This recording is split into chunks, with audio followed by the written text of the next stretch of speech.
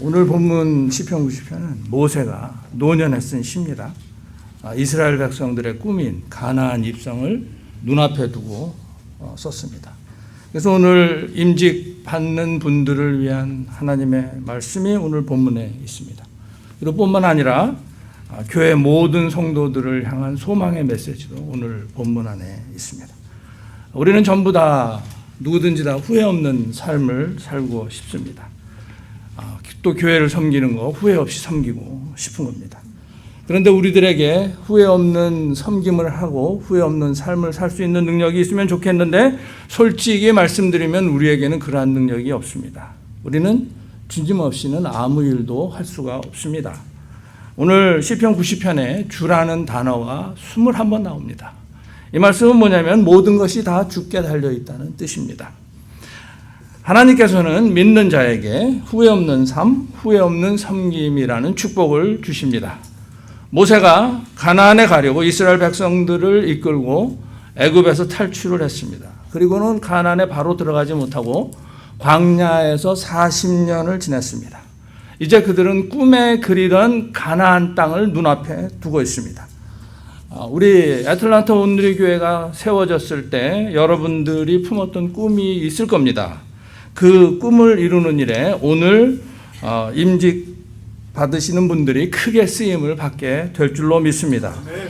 우리는 오늘 시편 90편에서 모세가 40년의 모진 광야 생활을 이겨낸 자기들이 연약하다고 고백하는 것을 눈여겨봐야 합니다.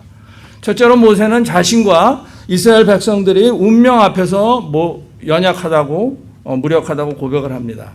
오늘 본문 3절에 보니까 주께서 사람을 티끌로 돌아가게 하시고 말씀하시기를 너희 인생들은 돌아가라 하셨사오니 사람은 누구나 다 죽어서 티끌로 돌아가야 한다는 것입니다. 먼지로부터 만들어진 사람은 먼지로 돌아가는 것이 자기들의 피할 수 없는 운명이라는 것을 고백하고 있습니다.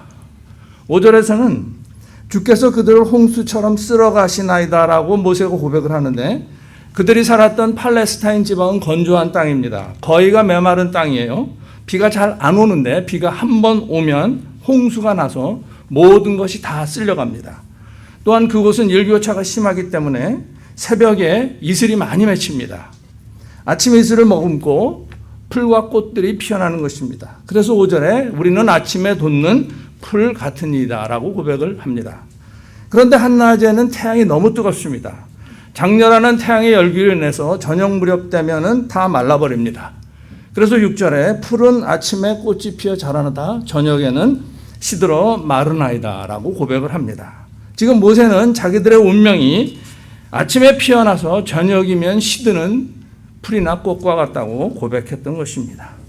또한 모세는 자기들이 세월 앞에서 무력하다고 고백을 합니다.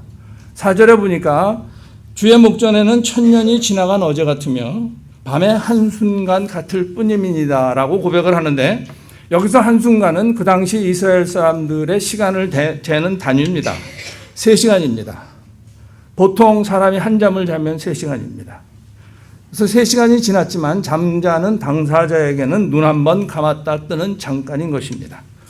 그리고 하나님에게는 그 천년도 눈 한 번 감았다가 뜨는 짧은 시간입니다. 사람의 한평생은 당연히 눈 깜빡할 사이에 지나가는 것입니다. 10절에서 고백을 하죠. 우리의 연수가 70이요 강건하면 80이라도 그 연수의 자랑은 수고와 슬픔뿐이요 신속히 가니 날아가나이다. 그 사람들도 70살까지 살았습니다. 특별히 건강하면 80살도 살았습니다. 그렇지만 오래 살았다고 자랑할 것 하나도 없습니다. 늙으면 힘 빠지고 병든 몸이기 때문입니다. 그나마 눈 깜빡할 사이에 지나갑니다. 모세는 지금 세월 앞에 장사가 없다고 고백을 하고 있습니다. 또한 모세는 자기들이 죄에 대해서 무력하다고 고백을 합니다. 그들에게는 죄가 있었습니다. 아무리 감추어도 심지어는 자기 자신에게조차 감추고 싶지만 감출 수 없는 죄를 가지고 있었습니다. 그래서 8절에 이렇게 고백을 하죠. 주께서 우리의 죄악을 주의 앞에 놓으시며 우리의 은밀한 죄를 주의 얼굴빛 가운데 두셨사오니 우리의 죄를 주의 앞에 놓으시고 그리고 우리의 은밀한 죄는 시크릿이에요. 아무도 모르는 죄, 나만 알고 있는 죄. 그 죄를 주님의 얼굴빛 가운데 두셨다고 합니다. 자, 그러면 이러한 죄 때문에 이스라엘 백성들에게 무슨 일이 생겼습니까? 7절과 9절에서 고백을 하는데 7절에서는 우리는 주의 노에 소멸되며 주의 분내심에 놀라나이다. 9절에서는요. 우리의 모든 날이 주의 분노 중에 지나가며, 그러니까 그들은 하나님이 죄에 대해서 진노하신다는 것을 알았습니다. 그런데도 그들은 거기에 관심 가지기를 싫어했습니다. 어떻게 할 수 있습니까? 11절에 이런 고백을 하는군요. 누가 주의 노여움의 능력을 알며 누가 주의 진노의 두려움을 알리까? 이것은 반어적인 표현입니다. 그 뜻은 아무도 그런 것은 알고 싶어 하지 않습니다라는 뜻입니다. 그들은 하나님이 죄에 대해서 진노하신다는 것을 알고도 외면했던 것입니다. 그런데 사랑하는 여러분, 이스라엘 백성들이나 우리나 다 똑같지 않습니까? 우리도 운명 앞에서 속수무책이고 세월 앞에서 꼼짝 못하고 죄 앞에서 어쩔 수가 없습니다. 제 고등학교 동창생들 카톡방이 있는데 거기에 올라온 글이 하나 있었어요. 서양 연극 중에 제목이 단지 15분이라는 그런 연극이 있다고 합니다. 생명이 15분밖에 남지 않는 한 젊은이의 이야기라고 합니다. 주인공은 어려서부터 청명했습니다. 뛰어난 성적으로 박사 과정을 다 마치고 논문도 통과됐습니다. 이제 박사학위를 받을 날을만 기다리고 있는데 청천벽력 같은 말을 들었습니다. 정밀 검진을 받았는데 그동안에 시간이 없어서 공부하느라고 정밀 검진을 못 받다가 받았는데 자기가 15분밖에 못 사는 시한부 인생이라는 겁니다. 남은 시간은 단지 15분. 그는 모든 상황이 믿기지가 않아서 망연자실한 상태로 앉아있다가 5분이 지나갔습니다. 이제 10분만 남았습니다. 그때 그에게 전보가 왔습니다. 억만장자인 당신의 삼촌이 방금 돌아가셨는데 그의 재산을 상속할 사람은 당신뿐이니 상속 절차를 밟으라는 내용이었습니다. 그러나 죽음을 앞둔 그에게 그 재산이 아무 소용이 없었습니다. 운명의 시간은 그렇게 또 지나갔습니다. 그때 또 다른 전보가 왔습니다. 당신의 박사학위 논문이 올해 최우수 논문상을 받게 된 것을 축하합니다. 그 축하 전보도 그에게는 아무런 위로가 되지 않았습니다. 그에게 또 다른 전보가 배달됐습니다. 그토록 애타게 기다리던 연인으로부터 온 결혼 승낙이었습니다. 하지만 그 전보도 운명의 시계를 멈출 수가 없었습니다. 이렇게 15분이 다 지나고 그는 숨을 거두고 말았습니다.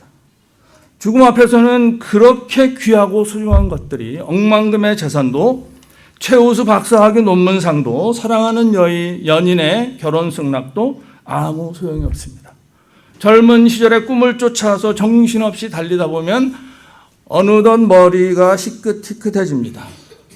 인생의 진정한 의미를 깨달을 때쯤이면 남은 시간이 별로 없다는 것을 알게 됩니다. 남은 인생이라도 후회 없이 살아야 되는데 다들 이렇게 말합니다. 남은 세월 후회 없이 살자. 좋습니다. 그러려면 많이 베풀자. 좋습니다. 좋은 인연 맺은 사람들과 서로 사랑하자. 좋습니다. 즐겁고 행복하게 살기 위해서 노력하자. 좋습니다. 하지만 그렇게 살아봐도 사람은 여전히 운명과 세월과 죄 앞에서 속수무책인 것입니다. 그런데 하나님께서 우리에게 운명과 세월과 죄를 이기게 하십니다. 1절에 보니까 주는 대대에 우리의 거처가 되셨나이다 라고 고백을 하는데 여기에 거처는 인생의 터전입니다. 우리는 우리 인생의 거처인 예수 그리스도 안에서 운명과 세월과 죄에서 자유하게 되는 것입니다. 예수님은 하나님이신데 우리를 위해서 스스로 운명과 세월과 죄의 제약을 받는 사람이 되셨습니다.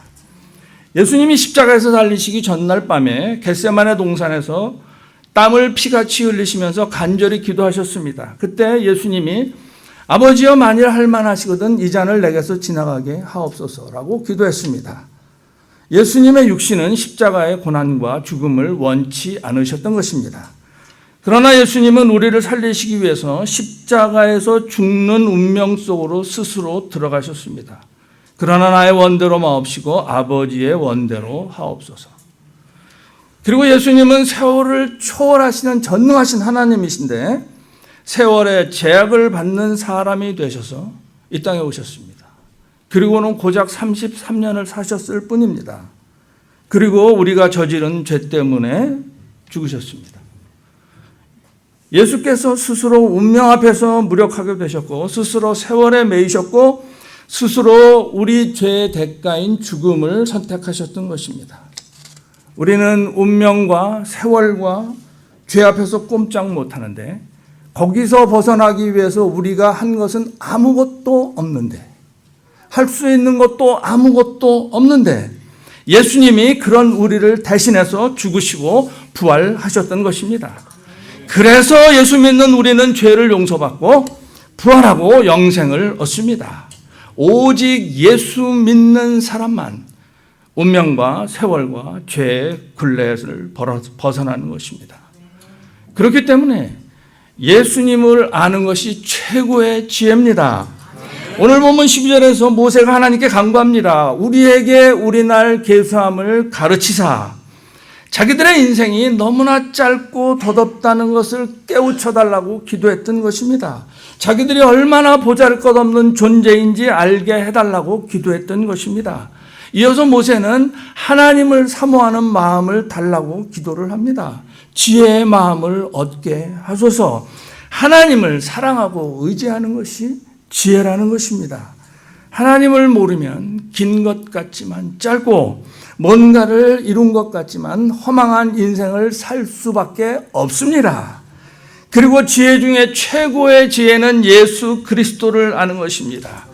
예수를 알면 알수록 지혜가 생깁니다. 예수를 더 알면 일처리를 최선으로 하게 됩니다. 예수를 알면 실수하지 않게 됩니다. 예수를 더 알면 죄에 빠지지 않게 됩니다. 예수를 알면 평안을 누리게 됩니다. 예수를 더 알면 기쁨으로 섬기게 되는 것입니다. 한마디로 후회 없는 섬김과 후회 없는 삶을 살게 되는 것입니다. 구원의 주님이신 예수님을 알면 구원받고 성결의 주님이신 예수님을 알면 성결케 되고 신유의 주님이신 예수님을 알면 우리의 몸과 마음이 치유가 됩니다.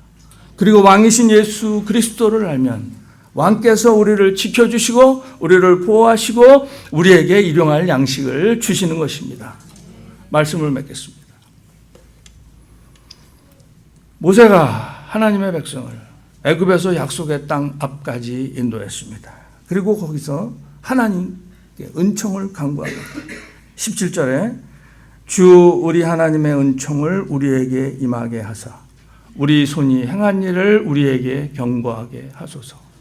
우리 손이 행한 일을 견고하게 하소서. 우리 손이 행한 일을 견고하게 해달라고 2번 간구를 합니다. 그 뜻은 우리 손의 일을 이루어 주시옵소서입니다. 그것은 아름다운 열매가 반드시 맺힌다는 것을 믿고 믿음으로 간구하는 기도입니다. 그것이 바로 우리들의 기도입니다. 사람이 예수 그리스도를 믿고 자신의 약함을 인정을 하면 그때 은혜를 받는 것입니다.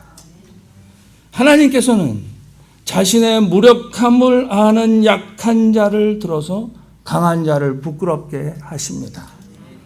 그리고 약한 자의 손에 있는 일을 이루시는 것입니다. 자신이 약하다는 것을 아는 사람은 자기는 감추고 그리스도를 드러내는 것을 늘 생각하고 기도도 할 것입니다. 또한 자기는 낮추고 그리스도를 높이는 것을 늘 생각도 하고 기도도 할 것입니다. 그럴 때 우리에게서 드러나신 예수께서 우리의 섬김으로 높아지신 그리스도께서 우리 손에 있는 일들을 이루어 주실 것입니다. 사랑하는 아틀란타 온누리 교회 성도 여러분, 그리고 오늘 임직 받으시는 분들, 예수님을 드러내고 높여서 그분에게 순종해서 후회 없는 삶과 후회 없는 섬김을 축복을 받으시기를 예수님의 이름으로 축복합니다.